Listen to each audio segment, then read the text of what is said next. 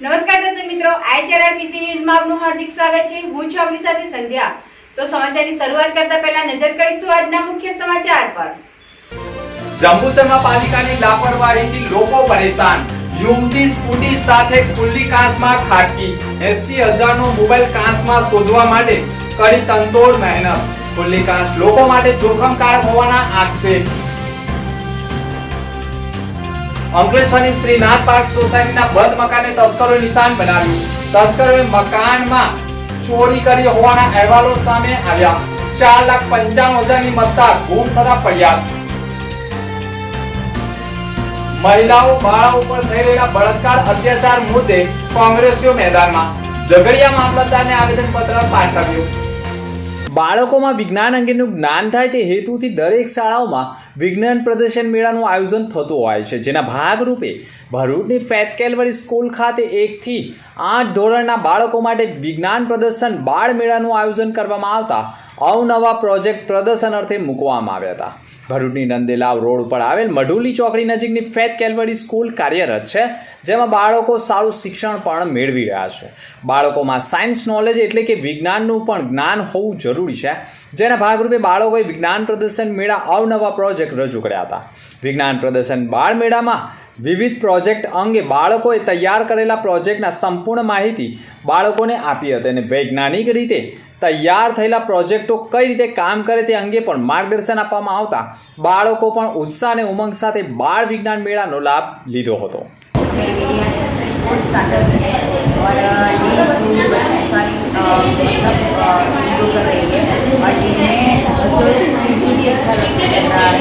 सारे बच्चे अपने आप खुद बोलते हैं और अपने प्रोजेक्ट बनाते हैं।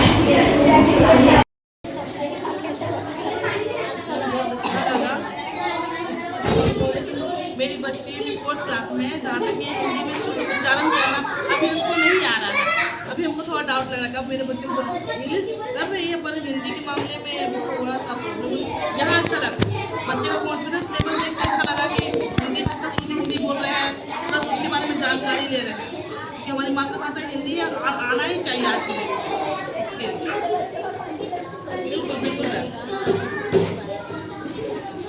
Thank you for your feedbacks sir. आप बताना चाहेंगे कि आपको कैसा लग रहा है बच्चों के साथ? बहुत अच्छा लगा। आप लोगों ने अच्छा किया जो भी है। बच्चे को अपने को थोड़ा सा और गाइडलाइन करना है ना। बच्चे को अपने को और आगे बढ़ाना है। अपने को हम लोग और आप लोग सब लोग नहीं है कि बच्चे आगे बढ़ सकते हैं, जैसे अपने को और भी बेहतर इतना अच्छा इनको मतलब मेहनत कर। Thank you.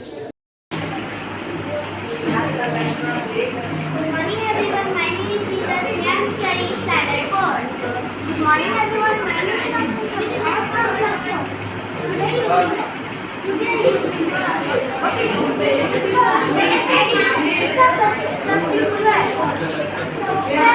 example 10 minus 5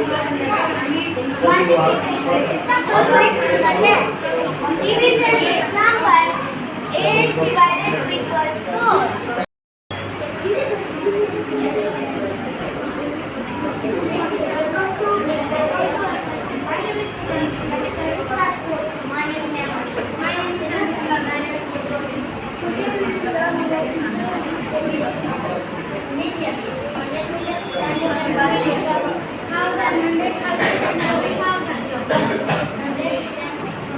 For example, 26,784,586.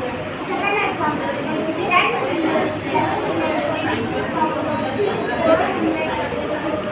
For example, 56,321.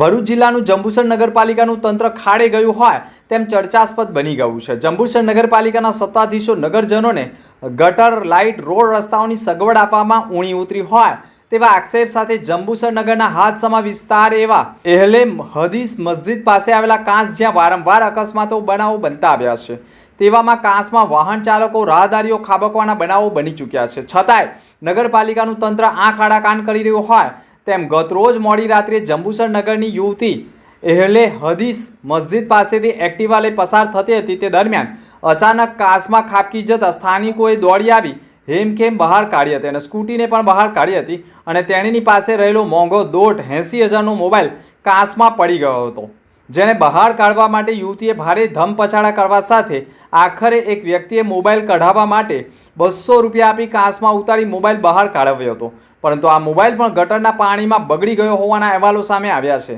ત્યારે નગરપાલિકા પોતાની ભૂલ સુધારવાના પ્રયાસ કરે તે પણ જરૂરી છે। મારું હેતવી મહેન્દ્રભાઈ શું પ્રોબ્લેમ થયો?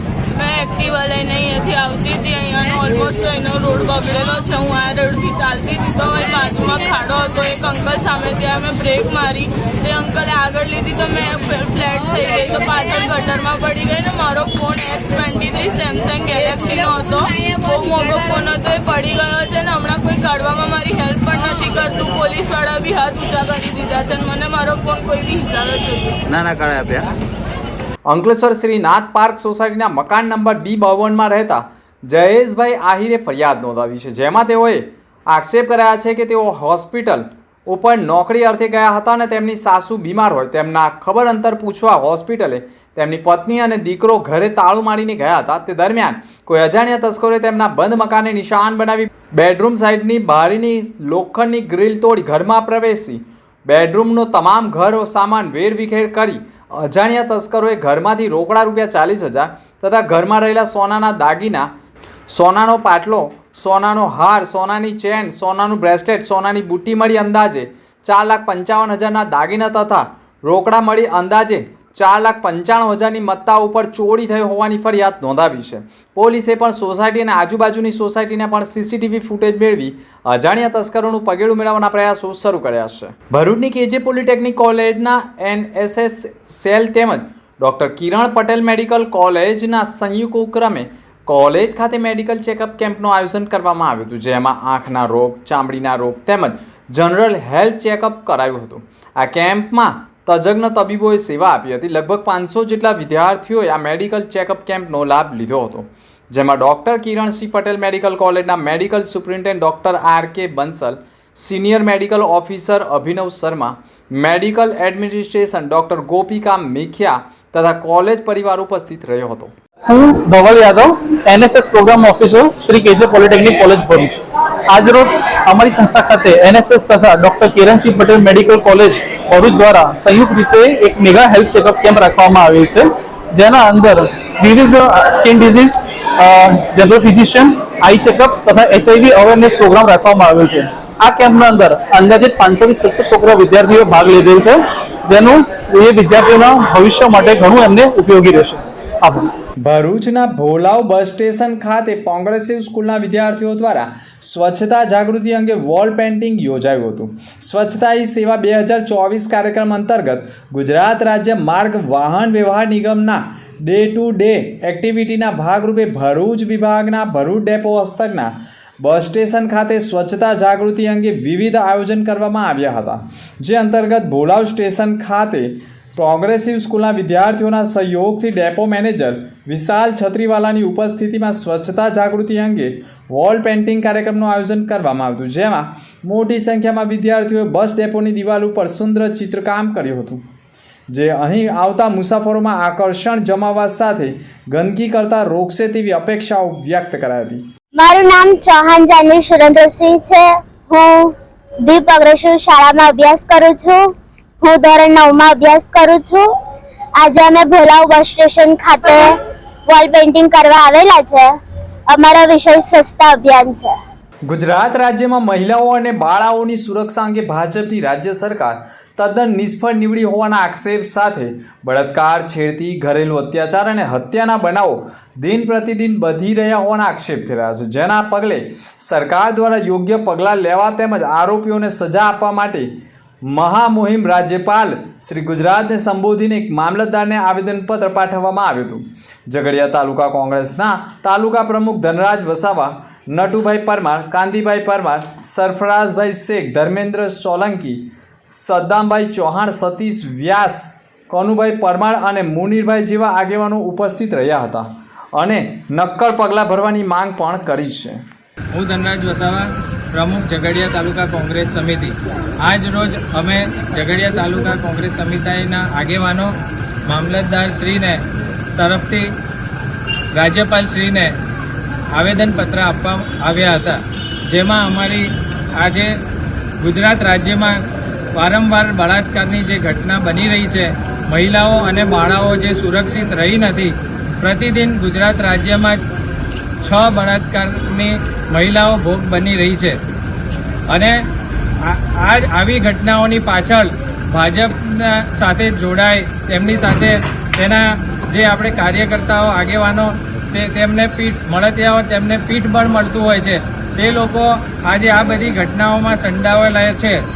એટલે અમે આજે જ્યારે 2020માં 21માં 2000થી વધુ જ્યારે દર વર્ષે બળાત્કારની ઘટનાઓ બનતી હોય છે, સામૂહિક બળાત્કારની ઘટનાઓ બનતી હોય છે, તેને રોકવા માટે અને આવા ગુનેગારોને જે કાયદા વ્યવસ્થાને ખોફ રહ્યો નથી તે લોકોને તાત્કાલિક ધોરણે આવા જ્યારે ગુનાઓ બનતા હોય ત્યારે તેમની ધરપકડ કરવામાં આવે અને તેમના સખ્ત સજા કરવામાં આવે તેવી અમારી માંગ છે.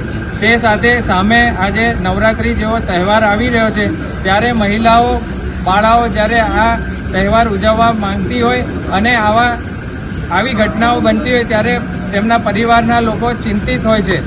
તેથી અમે આ પ્રશ્નની રજૂઆત અમે રાજ્યપાલ શ્રી સુધી પહોંચાડવા માટે આજે મામલતદાર કચેરી આવ્યા હતા. જય હિન્દ, જય ગરવી ગુજરાત. અંતમાં ફરી એક નજર આજના મુખ્ય સમાચાર પર. જંબુસરમાં પાલિકાની લાપરવાહીથી લોકો પરેશાન. યુવતી સ્કૂટી સાથે ખુલ્લી કાંસમાં ખાટકી. 80,000નો મોબાઈલ કાંસમાં શોધવા માટે કરી તનતોડ મહેનત. ખુલ્લી કાંસ લોકો માટે જોખમકારક હોવાના આક્ષેપ.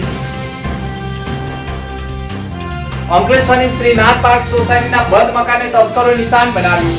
તસ્કરોએ મકાનમાં ચોરી કરી હોવાના અહેવાલો સામે આવ્યા. 4,95,000ની મત્તા ગુમ થતા ફરિયાદ. મહિલાઓ બાળાઓ ઉપર થઈ રહેલા બળાત્કાર અત્યાચાર મુદ્દે કોંગ્રેસીઓ મેદાનમાં. ઝઘડિયા મામલતદારને આવેદનપત્ર પાઠવ્યું. તો હતા અત્યાર સુધીના સમાચાર. નવા સમાચાર સાથે ફરી મળીશું. નમસ્કાર.